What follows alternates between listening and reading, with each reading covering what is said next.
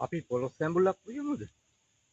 අපි හැමෝම දන්නවනේ පොළොස් ගෙඩිය සුද්ධ කරගන්න මේ විදියට සුද්ධ කරගෙන එක ප්‍රමාණයකට කෑලි වලට කපාගෙන වතුරට දානවා කහට බඳින හින්දා. දැන් අපේ දේශීය රසකාරක රම්පේ කරපිංචා කුරුඳු කොළ ගොරක සුදු ලුණු සීන කපාගත් මිරිස් ලුණු මේ ටික අපි දාලා මේක හොඳට ලුණු ගම්බිරිස් දාලා හොඳට කලවම් කරගන්න. කහ කුඩු මිරිස් කුඩු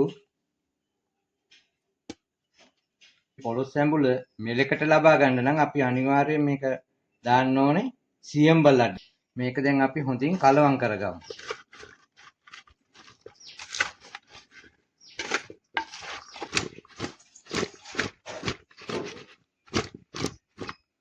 මේක දිය කිරින් දාලා හොඳින් තැම්බෙන්න අරිනවා. ඊට පස්සේ තැම්බුණාට පස්සේ තමයි අපි මිටි කිරි දාලා ආයි නැවත තම්බන්නේ. අපි දැන් දිය කිරි දාමු මේක හොඳින් තම්බ ගන්න. දිය කිරිෙන් බාගෙට තැම්බෙනකොට අපි එනසාල් කරාඹනේ ටික දැන් දාමු. දිය කිරි දාලා අවම වශයෙන් පැය භාගයක්වත් හොඳින් තම්බ ගන්න ඕනේ මේ පොළොස් එක. දැන් අපි මේකට මිටි කිරි ටික දාගමු.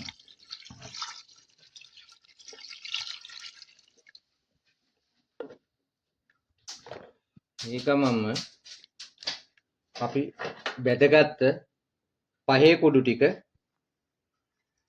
ඒකත් එකතු කරගමු.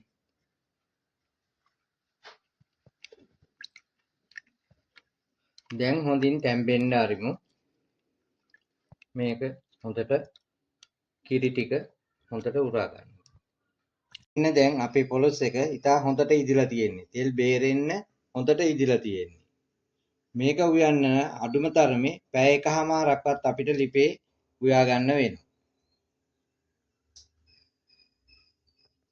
මේ වගේ රසවත් ආහාර හදා ගන්න හැටි බලා ගන්න ෂෙෆ් ප්‍රදීප් YouTube channel එක subscribe කරන්න.